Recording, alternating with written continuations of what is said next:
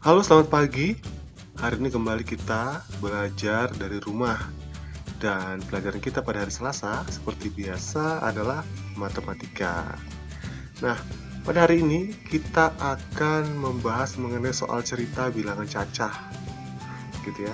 Nah, soal cerita ini tentu saja berisikan tentang hitung campuran ya, seperti yang sudah kita pelajari beberapa hari yang lalu. Nah, kalian bisa membuka buku kalian di halaman 41. Jadi, bukalah buku kalian di halaman 41 karena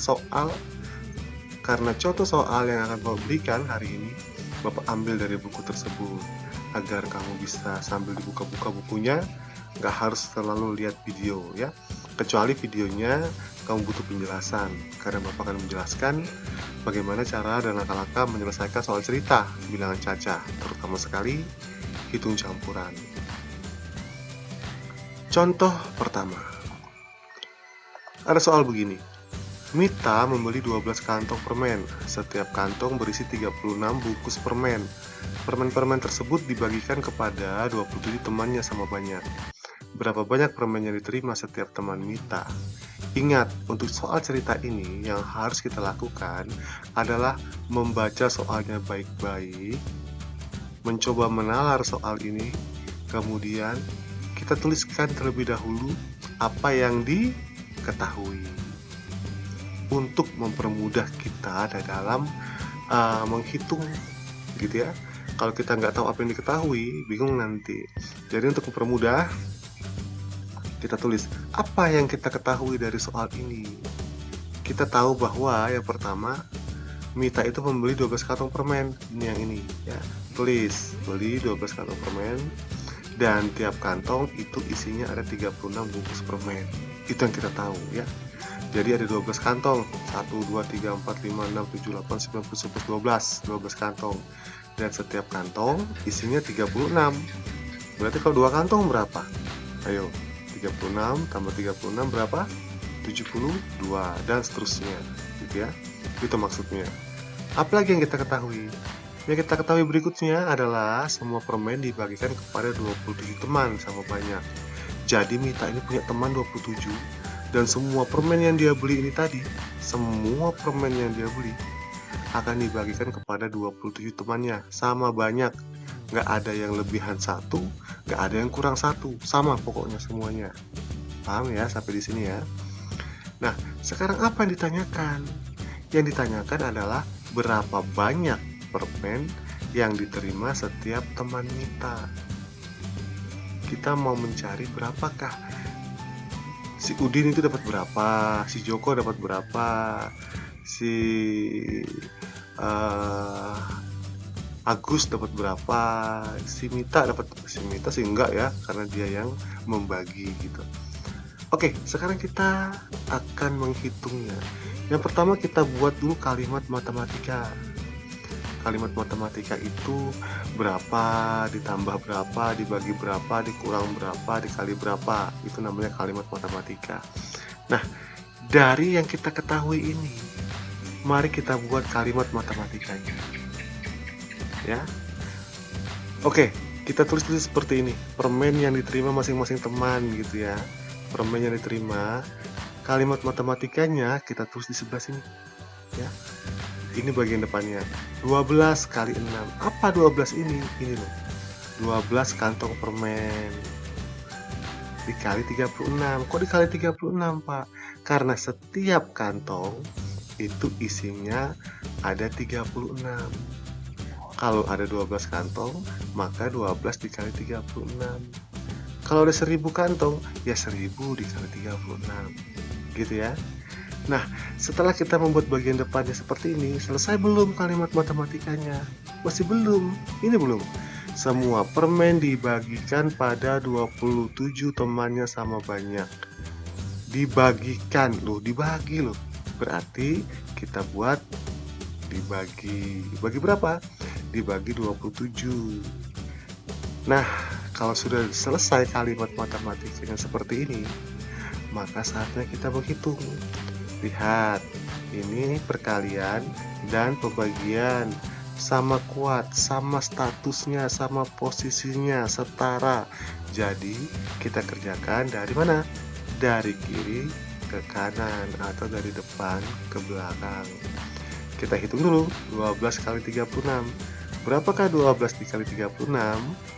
12 dikali 36 hasilnya 432. Selesai belum? Belum. Ini kita turunkan ke bawah, dibagi 27 gitu ya. Karena kan ini 432 ini adalah hasil perkalian ini. 12 dikali 36 yang dibagi 27-nya belum. Sehingga kita tulis kembali di sini. Kita bagi 432 dibagi 27. Berapa hasilnya? 16. Selesai belum? Hampir selesai begitu ya, hampir selesai. Jadi di sini nilainya 16. 16 apa? Karena itulah kalau soal cerita biasanya ada begininya. Ada jadi. Jadi banyak permen yang diterima setiap teman Mita adalah 16 bungkus gitu ya. Agus dapat 16, Joko dapat 16, Paijo dapat 16, Ngatiem dapat 16 gitu ya. Dan seterusnya sampai 27 orang. Gitu ya. Sampai di sini mudah-mudahan bisa dipahami ya.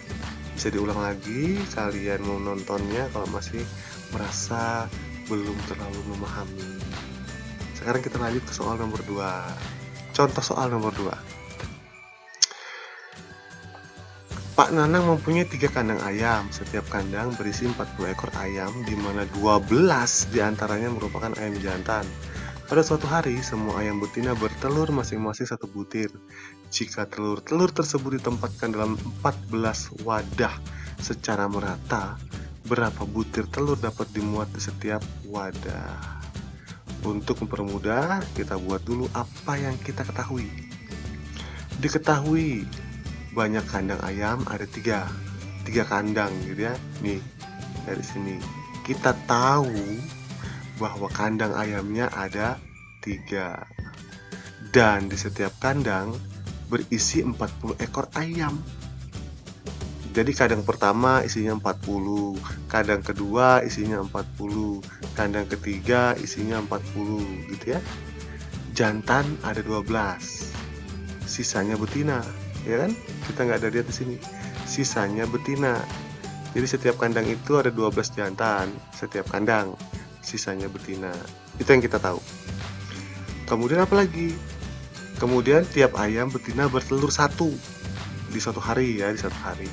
Ditempatkan dalam 14 wadah secara merata.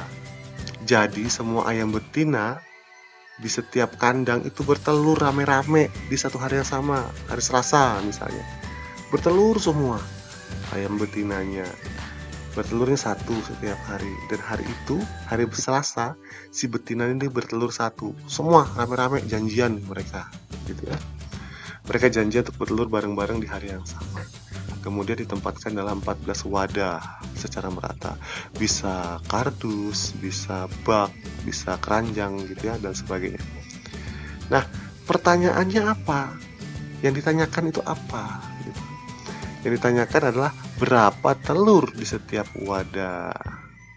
Yang ditanyakan telur di setiap wadah itu ada berapa? Oke, kalau sudah begitu, sekarang waktunya kita untuk menjawab. Pertanyaannya ini, telur di setiap wadah kita buat dulu. Jadi 3. Banyak kandang ayam 3. Kita taruh di sini. Ya. Kemudian setiap kandang berisi 40 ekor, jantan 12, sisanya betina. Kalau setiap kandang berisi 40 ekor, berarti 3 dikali berapa? Dikali dengan jumlah ayam betina yang ada di dalam kandang tersebut. Karena kan ayam betinanya tuh yang bertelur ya. Nah, jadi kita membuat kalimat matematika seperti ini. 3 dikali 40 dikurang 12 dibagi 14. Apa maksudnya ini? Banyak kandang ayam 3, kita tulis di sini. Kemudian setiap kandang berisi 40 ekor, tulis di sini, buka kurung gitu ya. Karena ini kan 3 kandangnya. Maka kita mau tahu setiap kandangnya, maka kita harus mengalihkannya gitu ya. Nah, ini 40 ini adalah jumlah ayamnya. Dan 12 ini adalah jumlah ayam jantan.